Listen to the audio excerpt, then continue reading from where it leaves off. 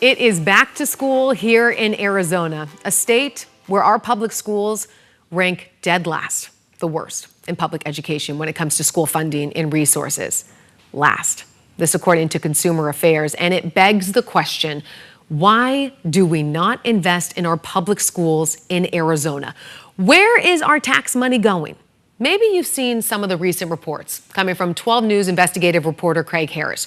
Reports that dive deep into the Empowerment Scholarship Account Program.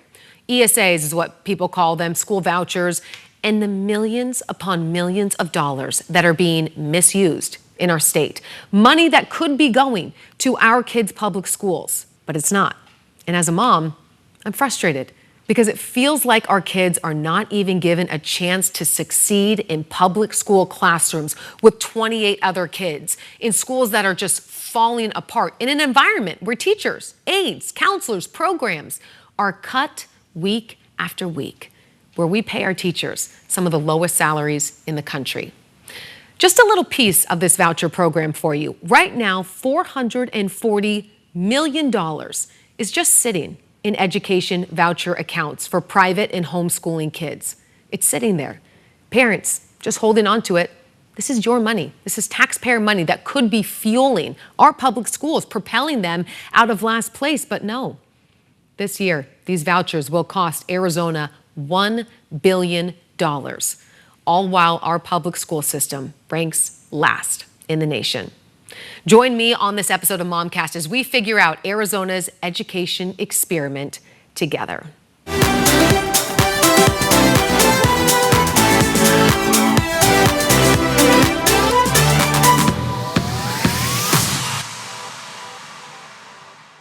Welcome to MOMCAST. I'm Emma Jade, and I want to start with the story that really got my attention on this school voucher program.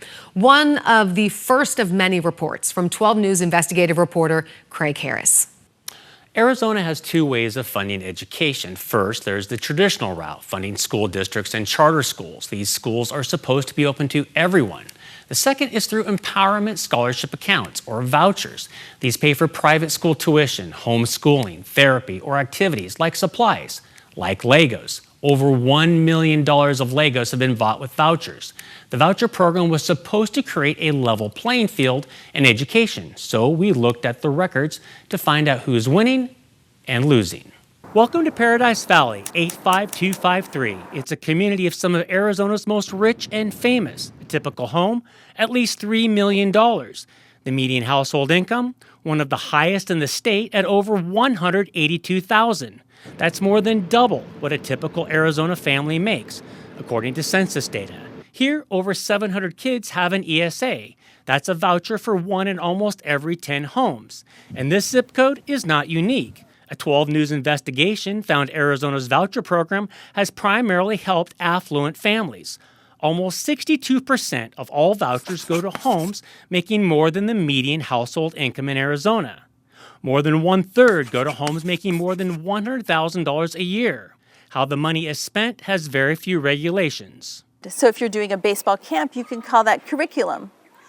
Really? And there's a form in the ESA handbook that you fill out with your objectives and what you're going to do, and then you buy supplemental materials to support your study of that curriculum. Kathy Boltz's son has special needs and has had an ESA since 2017.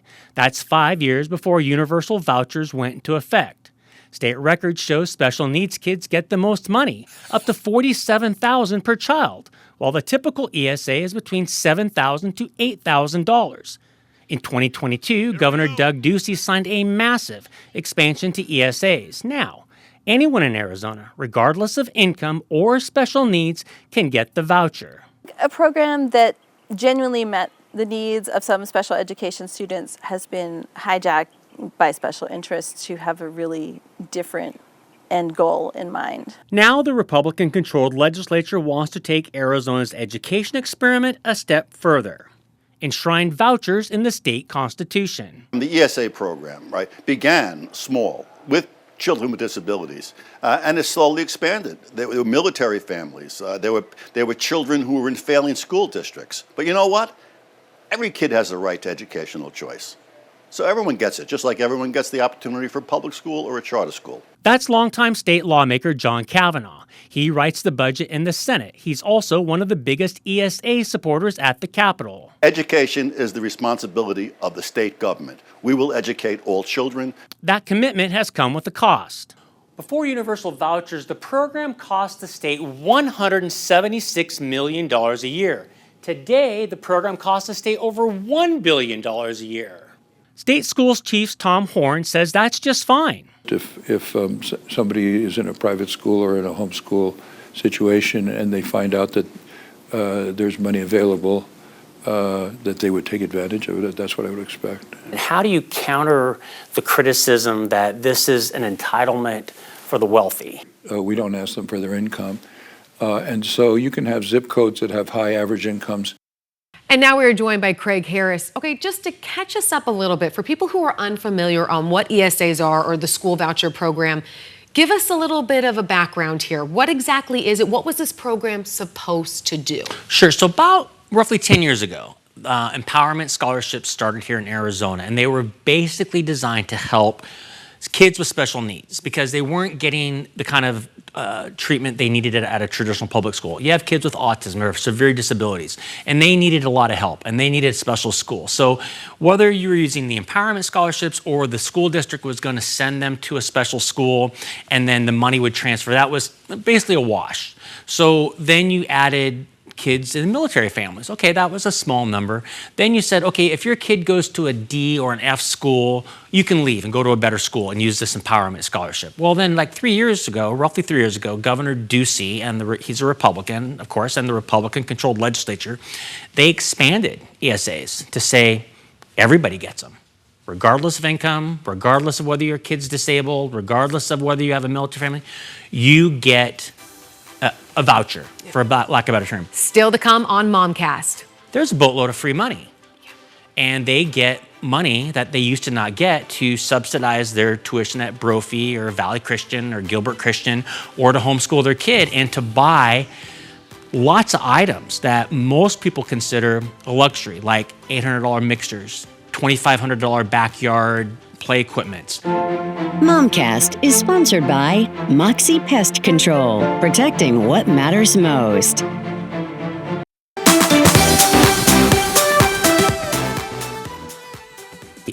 A traditional, typical ESA empowerment scholarship voucher is $7,000 to $8,000. And what we found is that at least 45% of the kids, and there's now 85,000 kids in the program, so at least 45%, it could be higher, let's just say half, they were already in homeschool, and they were already in private schools. So parents were already choosing to educate their child that way and paying for it. Well, now there's a boatload of free money. And they get money that they used to not get to subsidize their tuition at Brophy or Valley Christian or Gilbert Christian, or to homeschool their kid and to buy lots of items that most people consider a luxury, like $800 mixers, $2,500 backyard play equipment. A lot of things kind of got away with it first, and they've kind of been reined in. But one family wanted a really expensive cello, and the Department of Education finally said, okay, enough's enough. We got to rein this in. You're not getting your cello because we've already given you a piano. We've already given you KitchenAid products, and we're going to rein some of this in. So that's kind of where we're at right now, and it's costing $1 billion a year. Well, and then when you track back to what it was costing us, how many years ago was it at that 174 million? It was around 100 plus million just 3 years ago. And Just now, 3 years. And now it's $1 billion. In 3 years. And we're only talking about 85,000 students, right? 85,000 students, right. And more than half were already in private schools before it became a universal program, right? And now they're using that money. Right, private or homeschool. So right now, if you are, and we've already reported, along with the Washington Post and CNN and other folks, have already found that the overwhelming majority of these vouchers go to high-end zip codes. So people who are very wealthy. Paradise Valley has a lot of them. A lot of high-end areas around Metro Phoenix get a lot of these vouchers. They were already sending their kids to private schools, and now they're getting free money. and they can get like $8,000 a year to help subsidize their kids' tuition, or they can use it to homeschool their kids. So for those of us who have children in public education, why does this matter? Why does seeing these numbers and seeing all of this money that we constantly are told we don't have enough money for desks, we don't have enough money for programs, music's going to be cut, counselors will be cut. I mean, at my school alone, my kids are going to class with 30 other kids in their one classroom. So when I'm seeing what's happening with these school vouchers, and when I'm seeing what's happening with all of these students who are getting this money, why do I need to care? Well, because it's all the same pot. And so It's all the same pot. it's all the same pot. So if you didn't have $1 billion on empowerment scholarships, you'd have $1 billion for district and charter schools, essentially. Now, there's a lot of ways to break it down about what the net cost is, because $1 billion is the gross number. So if you figure out, well, if kids were leaving a traditional public school and going to the vouchers, the net cost of the state, depending on what you want to believe, who you want to believe, it's $350 million to $500 million. That's the net cost right now of the additional net cost for taxpayers. What doesn't make sense to me, what's so difficult, is the fact that we're talking about 85,000 students, and you're telling me that more than half were already in private schools or homeschools, and $1 billion is going. Come on, Craig. It's unbelievable. Well, but that's what the legislature wants. And the governor, who's a Democrat, Governor Katie Hobbs, who was on our show the other day, and Democrats in the legislature have tried to rein this in. But Republicans, it is a sacred cow. It is non-negotiable. Now, they have no limits and have increased it incredibly. At the same time, they've wanted to rein in programs for special needs families who are caretakers. They've reined that in and put guardrails on that because they thought that was too expensive. But with this program, there's no guardrails. There's no limits. There's very minimal oversight. The Department of Education only has 12 people to review over $2 million of claim, 2 million claims that come in, not $2 million. 12 people to handle 2 million claims that come in. And there were so many claims from parents that had bought things that Superintendent Horn, at the end of last year said, anything under $2,000, we're just going to approve to get it off the table. So if you can buy whatever you want with Under $2,000. Under $2,000, and they're possibly going to come back and audit that later. So there's a risk you might have to pay it back, but You have done quite a few investigations on this ESA program, and you've talked to Superintendent Tom Horn. Are you getting just an idea that maybe he's thinking this is a little out of control? Well, I think he does. I mean, he's very much in favor of school choice. It's funny, he used to be a Democrat. He's a pretty conservative Republican now. And he has offices set up that he has cracked down on, what they consider to be outrageous purchases. He also wanted to put a financial cap or a limit on what you could spend on appliances or playground equipment or things like that. Which seems reasonable to have limits on what you can spend for whatever your kid is going through. I mean, why is that too much to ask? Well, because folks who are in favor of the program say it's their money. Don't touch it. Don't put a limit on it. And so basically 14 conservative Republican lawmakers, along with a lot of ESA parents, went to the State Board of Education in June and said, we don't want any caps. So they kind of made a compromise. They didn't put caps, but Superintendent Horn has put some restrictions in on what you can and can't buy, and has kind of set out and told parents you need to use a little bit of common sense. But, there are some issues still that are in the gray area. Like, for example, we recently did a story that there's $440 million of unused ESA money sitting in thousands of accounts. About half of that, $200 million, is basically universal parents. And they have set aside that money to use down the road, and they can use for college. We found that some accounts have over $250,000 that's unused, that's sitting there. And so that money is just sitting there. Parents can stockpile it. They can use it. So if you're well off enough to put your kid to Brophy or any other really good private school, you can get $8,000 a year and stockpile it the freshman, sophomore, junior, senior year. and you've got 8, 16, 24, you got $32,000 to send your kid to Arizona State. Or you could send your kid to any private school, because the law right now is not clear that it has to be an Arizona private school. You could essentially stockpile your money and send your kid to Vanderbilt, Harvard. Still ahead on MOMCAST, our conversation on Arizona's education experiment continues.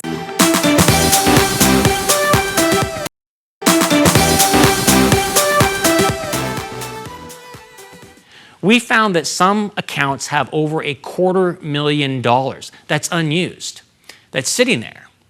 And so that money is just sitting there. Parents can stockpile it, they can use it. So if you're well off enough to put your kid to Brophy or any other private, really good private school, you can get $8,000 a year and stockpile it the freshman, sophomore, junior, senior year, and you've got 8, 16, 24, you got $32,000 to send your kid to Arizona State. Or you could send your kid to any private school, because the law right now is not clear that it has to be an Arizona private school. You could essentially stockpile your money and send your kid to Vanderbilt, Harvard, USC, because the law is not clear that it has to be an Arizona private school. And this is happening. I mean, you have done the digging, and you've seen that a lot of this money is going to rich kids. Very much so. Like, we found overwhelmingly that I think like 2/3 of the money goes to families who are above the median household income, and that's $77,000. Now, some people argue, well, $77,000, that's not very rich, Craig. Well, a typical teacher in Arizona doesn't even make $77,000. And a lot of people who are in public service, I'm not sure how many police officers are making $77,000, or people who work at the Capitol. So to say, well, that's not rich, well, it kind of is. And especially when you're in Arizona, it's a very low tax state. And $77,000, a lot of people would like to make that amount. And so about 2/3 of all people who are in the ESA program are above that limit. There really aren't that many low-income families taking advantage of the ESA program. Who it was originally meant for. It was originally meant for. It was meant to help special needs kids, families who are in the military, to give them a break, and families who are low income or going to very bad schools. That's what it was intended for. But it's just expanded. It's exploded. And it is being used as a model across the state. Former Governor Ducey went to Texas earlier this year to help Texas pass a universal voucher program that is very similar. But there's some limits there. They're a much bigger state. They've capped their expenditures at, I think, about $1 billion. So they've put some limits there. I think Arizona is one of the most liberal states, so to speak, when it comes to what you can use with that money. Other states have put some restrictions on it. Any rational person would look at this and think, my gosh, this system has to be broken.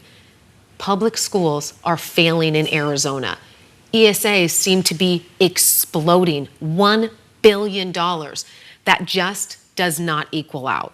Well, and if you look at other public programs like SNAP or food stamps, sure, you can't make over a certain amount to get that. Right. And when you see families that boast how they game the system and they're going to Costco to spend all this money, people are infuriated because someone has gamed the system to get all this money, and they're an able-bodied person. Mm-hmm. That infuriates people. Or someone is on Medicaid, and so they're getting a surgery approved that you can't get approved, and you're working and you pay for insurance. It infuriates people. So it's kind of the same situation. Oh, it's exactly what's going on here. Yeah. So we set caps for public services for the low-income families, but there are no caps here. Governor Katie Hobbs did try to put a cap in just recently of $200,000, right? If you make more than that, then you can't. That couldn't even get passed. Well, they started at $1 million. They started at $200,000. Then they went to $1 million.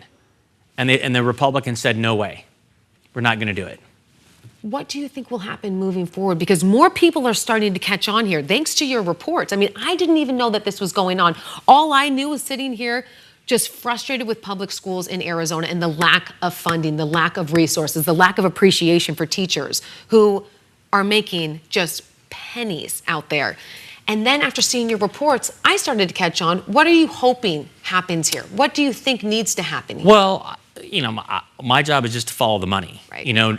When we uncovered that $440 million was sitting there, people were aghast. Sitting there. People they didn't know. And getting those records is not easy. No. We have to fight the Department of Education. Well, the Department of Education has been pretty good to an extent, Tom Horn. Treasurer Kimberly Yee, who was running against Tom Horn to take over the ESA program, she is refusing over and over to release records to show how money is being spent. And she continually wants to say, I don't run this program. State law says you do. State code says you do. And they want to say, no, we don't. So go get the records from Superintendent Horn. So it has been a constant circle of fighting to get these records that should be public documents. People should know how money is being spent. And I think part of the reason, in my opinion, that Treasurer Yee doesn't want to release these records is because when she released the records for the first year, it showed that over $1 million was spent on Legos, including some Legos that were $500, $600. Come on. So I think there's pressure to her to not release those records because it was pretty embarrassing. And that made national news that ESA money spent $1 million on Legos. In your reports, there are some of these people who are receiving this ESA money who are doing really great things. Some of the parents I talked to, like put their kid in the micro school out in Green Creek, they were thriving. Yeah. That school, I was like, wow, this is like a regular classroom. The woman transformed her home, and those kids had a horrible experience in district schools. They were either bullied, or they weren't learning, or they didn't like it, and they're thriving there. And they are doing quite well. And it's not like she's getting rich with a micro school. The kids bring in $8,000 a year, so she can make a profit, but it's not huge. Mm-hmm. Those things work well. We're going to go to an autistic school later this year that has continually thrived because a lot of kids who get a lot of money. You can get up to $40,000+ if you're a special needs kid. This autistic school has thrived, and we're going to go there later this month and show viewers about this. So I personally, I'm not taking an opinion of what's right or what's wrong. No. I'm just going to show you this is where your money's going. Yeah. And this is how it's being used. And that's all we're doing. Our thanks to Craig Harris, who will continue to track the latest on the ESAs and school voucher programs. To watch all of his stories, because there's quite a few of his investigations, head to 12plus, and on the iTeam Investigates tab, you can check them all out there for more information detailing Arizona's education experiment. Thank you for joining me on MOMCAST. I'm Emma Jade. See you next week. MOMCAST is sponsored by Moxie Pest Control, protecting what matters most.